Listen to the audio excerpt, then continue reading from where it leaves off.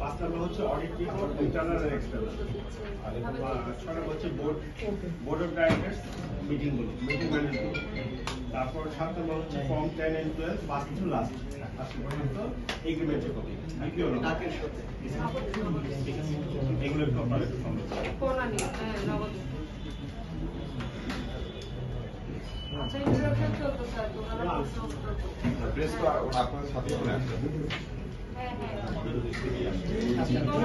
আপনার কথা বলে মেনশন করেন শাহের নাম আপনি কেন জয়েন করছেন 2021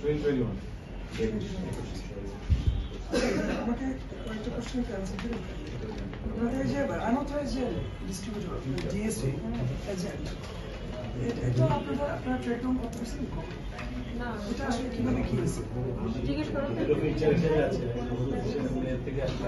এমনিতে আমার কথা মেনশন করেন আমাদের সাথে কাজ করছে। তো আপনাদের যে কোশ্চেনটা বারবার যে ডাক বিভাগ আমার সাথে না থাকলে ডাক বিভাগের 3 জন অ্যাডমিনিস্ট্রেটর হিসেবে আমার এখানে কাজ করছে।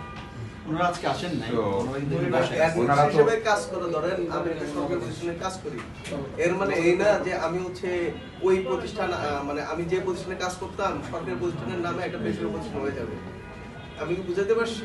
ধরেন একজন সরকারি কর্মকর্তা কোনো জায়গায় আসতেই পারে প্রশাসক হিসেবে, 3 জন 4 জন আসতেই পারে, তাই বলে ধরেন তারা হচ্ছে একটা সরকারি প্রতিষ্ঠানের নাম ব্যবহার করতে পারবে না।